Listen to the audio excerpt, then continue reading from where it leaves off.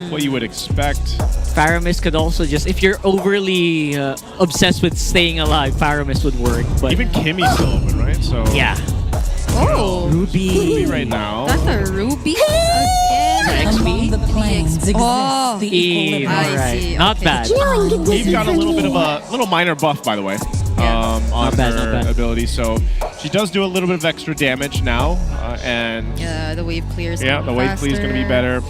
RWM still great. You know, real world manipulation works really well with this lineup. So it might be a little troublesome for Twisted Minds if they get caught into that. Plus the threat of a Ruby across from them. Either way, it's CC immunity for Eve, so that works very well against this lineup. Yeah. So they wrap it up with a Moskov, a really great hero for Nausea. If ever they do want to avoid the team fights for now, then they have an option to just play around the Moskov and create space for him. So it will be a great option as well. Although I probably am really looking at the Ruby and how this is gonna fare. I think it's a great response to how the members of Twisted Minds can just dive in, especially the Hayabusa. Like there could be this brief amount of time where you could just deny the Hayabusa of his attempts, but other than that, like laning phase and the capability of Twisted Minds to just go for the Ruby and burst him down, I feel like that's something they have to be careful about. Well, we'll find out what drop's going to be better here in this best of 3. In game 1, will be Smart Omega or across them Twisted Minds. Very interesting drafts on both sides, and it comes down to Mobile execution here Legends for both teams. So we jump into the Land of Dawn for game 1. Let us know what you guys think. Is it going to be Smart Omega or will it be Twisted Minds? And if you want to, you can throw out Depends in the chat too. I would love to hear Depends. You're welcome. He's not letting go of the words. I think it's a great answer. For sure. You know, live life. But you know what? Yeah, depends, and then add a reason why it depends on what. Depends on what? That's the big question. No, you keep them guessing, Rock. Keep them guessing? You just Don't say, let them know your next move? That's it. Maybe that's what they have to do also. Oh. Okay. They get to show... Okay, so emblems. Definitely going to be a very aggressive start again for Twisted Minds. That's the Assassin emblem and Rupture for the Kagura. Haji a bit tanky with the Tenacity as well. I think this is also one of the considerations as to why they picked up the E.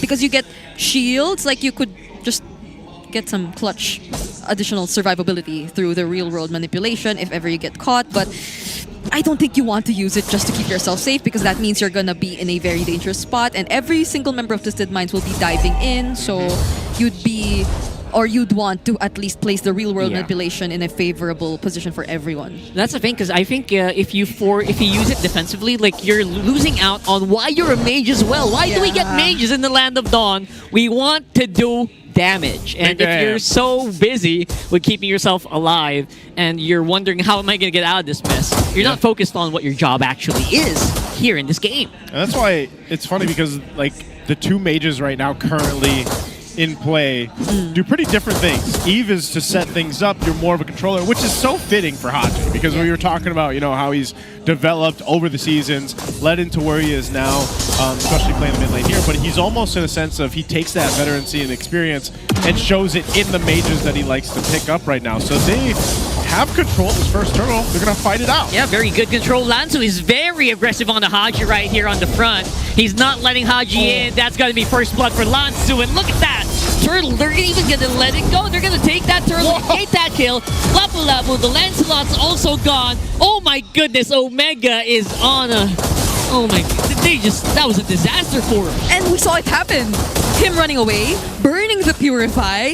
Once he got under the turret, used the real world manipulation. Just like you mentioned. But the last hit from Lanzu was just too much damage. And now he's just doing all this against James one-on-one in the EXP lane. So that's when you know it's such a clean turtle take for Twisted Minds. No single member of Smart Omega was able to find an opening, not even Ryzen. Yeah, that's when you know the Lapu Lapu is, like I was saying. For me, I was talking about this a lot even last week. I was like, he's my best XP lane right now. I think he's just so good in the lane 1v1, but then what he provides throughout the early game all the way to the end.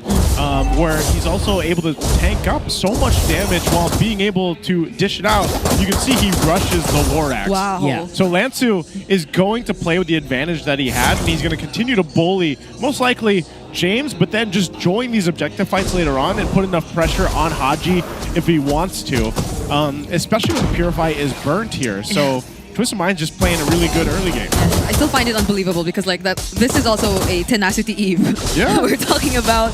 So It didn't feel like it, didn't seem like it, you know? He just cut through. It was crazy how much Haji had to do to basically just try to stay alive, and it wasn't enough. It wasn't even close.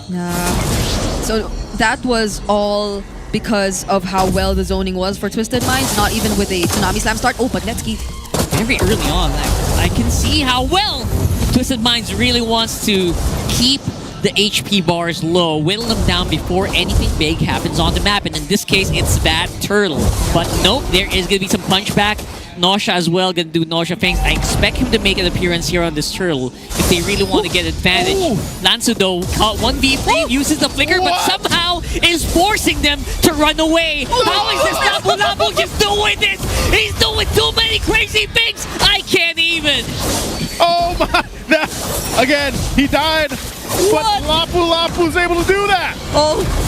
Insane, and they just keep going here as well. Kaloy gonna go down. Here comes Super Yoshi with the AOG, and looks like even with all the effort of Omega here, they're still gonna lose out on a lot of their members. Right for the superhero kill, they take each other out.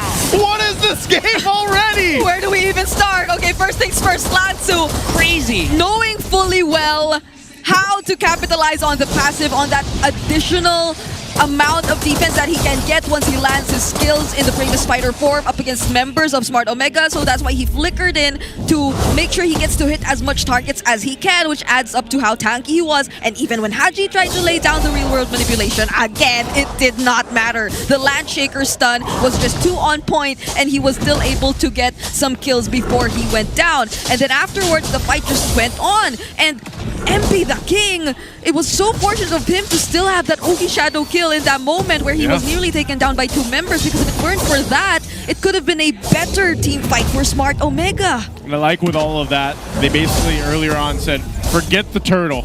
Let's just fight. Yeah, and so this one's still being the standoff here. Twisted Minds is going to go ahead and let Smart Omega start it up. They can still put pressure on that tier 1 turret. It looks like Nakshiesszzz is going to be able to just do that. They'll join us, but they jump on in. Yeah, they're jumping on in once more. Lansu again, no boots, no problem. Here comes that clutch here. Looks like no hit for Nakshiesszzz. Means it's going to be an Omega Turtle. And now it's Twisted on the run. They're going to lose out Sion as well. Or Sean, sorry. It was just... that's Sion, that's Sean, okay. Sean. But look at Nakshiesszzz with all of that happening. That's like 2 team fights that he was able to do unlimited farming on the top side. 2 turrets gone for Omega. Yep. So at least for now, Smart Omega are able to win out on an objective fight, but it was something Twisted Minds kind of saw coming, because Nakshiesszzz, the moment that the Spear of Destruction didn't necessarily land, he just kept working on the turrets, and you could see how well it converts into the gold, into the lead that they currently have. And once we see Nakshiesszzz actually take part in the fight, this threat of a pickoff that comes in from Twisted Minds is just going to be a lot more amplified, because you could already expect that through the Tsunami Slam Yin Yang overturn, but once Nakshiesszzz is also able to provide some damage, then Omega has to watch out. But fortunately, now that they're grouping up together, they have multiple ways to stop Twisted Minds. It's either through the Don't Run Wolf King or that taunt that you can expect from Super Yoshi. Yeah, that taunt, we saw that a few moments ago as well. Like, if you do it properly, you can actually do some pretty decent stuff. Yeah, it's always valuable there. Right now in the mid lane, they're just trying to clear this out, hold on to the tier 1 turret the best they can before this eventual Lord does come up. So this is where we start to see the farm from the gold laner specifically, how it's going to play a part. You can see there's not too much of a difference between the 2 of them, but the team as a whole, Twisted Minds just barely ahead, 1,000+ gold or so. But the objective fights are actually, the way that Smart Omega is approaching them is actually really good, considering they're playing around their objective advantage with an Eve. But you can see this, they just want to clear this out. Keep both turrets up in the mid lane. The problem I see with this is you'll have the Moskov to deal with on the opposite end. You can see already went back to the base. Nakshiesszzz going to make his way down bot to pressure in that turret. Because even if they lose this Lord, they know that we could technically clear things out, but then we have a space advantage because we worked on these turrets. And that's what a Moskov always allows you to do in your team composition. He's cleaning up very well here as well. No one's even bothering. As you can see, no one's even bothering to stop this guy. Yeah. But what Omega's doing is they're prioritizing. Everyone compartmentalized. We're going to take this Lord, and I don't think they're going to do much about it. Watch MP the King. Here he goes. And there goes the dive. Everyone's going crazy in the pit. Some big mosh pit on that Lord. And look at that. Lansu again on the backside. He is the one who is cleaning up house right now. And there goes Netsky. Wow. It's a wipeout for Twisted. Twisted Minds didn't even need to do a full-on fight. They still had Nakshiesszzz there, but with a Spear Destruction to land, he joined the fight and they just won everything. Yeah, moments ago, Nakshiesszzz was down bottom. He was just trying to push the waves. But once he was able to successfully join the fight, Lansu was also able to find the right targets. Omega could not find the right angle to fight back. And this Lord won't even make it further into the map because they're gonna clear it out immediately. Oh my god! Yeah, you can see that you have no intention of just waiting on that Lord. They're gonna take the fight right into the Omega doorstep. Although there is some firepower with Netsky right now on that Granger. It's gonna be a bit far-fetched if MP tries to go for something. Had the shadow kill, but decides to just not use it for the meantime. Okay, well, again, that Lord is cleared out quick as day. And they got the Holy Shield in the mid, so Twisted Minds, you know, with that, this is all a step-by-step process for them. They're not really too worried, like I said, of the objectives just because they know this power spike for them at this point. You know, 10 minutes in the game, you got a nice almost 6,000 gold lead, and Nakshiesszzz has not been touched. Not at That's all. the basic thing here is how do you get to him? Yeah, especially now that Twisted Minds will most likely be keeping an eye out for him, and Lansu has been just too reliable in terms of trying to break the formation that Smart Omega wants to go for. And I think that's becoming a problem now. I feel like all their ultimates aren't used at the same time, and I feel like that's what's gonna work best for them once we get to see that perfectly timed real world manipulation, the AOG, complementing it, and just forcing a fight in a spot or in a box that favors Smart Omega. But that doesn't seem to be happening at all, aside from the fact that they do need to do a bit of catching up. This is already a 6k gold lead almost that Twisted Minds already has. So before the team fight even breaks out, the poke that comes in from, let's say, Sean on the Kagura, and even the ranged attacks that come in from Nakshiesszzz, or even MP the King just trying to check out the members of Smart Omega already, make them hesitant to set things up. Yeah, I mean, it feels like what you're saying is what they're trying to do, Omega, is they're trying to, like, build a perfect house, right? Yeah. And then here comes Twisted, who just keeps, you know, huffing and puffing it down over and over again. I know that. Right? So it feels like they want to build the perfect set. They want to build the perfect execution. But before they get to position, Twisted just does crazy stuff that stops them. Yeah. Not by the hair of my chinny chin chin. Isn't that the saying? that's pretty much it. I've read that story a time or for two. grandma, yeah. For grandma. You know, and that's exactly what's happening here. So Twisted Minds with the lead that they have, they'll set up for this Lord. Malefic Gun now picked up for Nakshiesszzz. He's going to have even more space to work with now with a little bit of extended range. He's going to do the same thing, though, every single time. So I'm wondering how Smart Omega answers that. Or is this just the team composition that's like, we just got to deal with it. We gotta kind of post up and fight as five around the objective.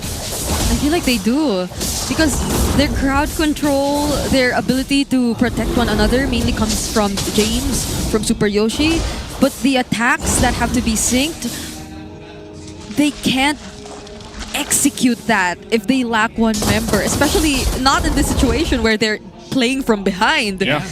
So that's the tricky part for Smart Omega right now, and that's probably also why they can't really push out there or position themselves in a position to contest for this objective. So Twisted Minds, they're being really careful about this as well. I love that you brought that up, because if there's like ever a composition that loves to do that's so good at the -1, any composition that has the Radeya, that has this Hayabusa as well.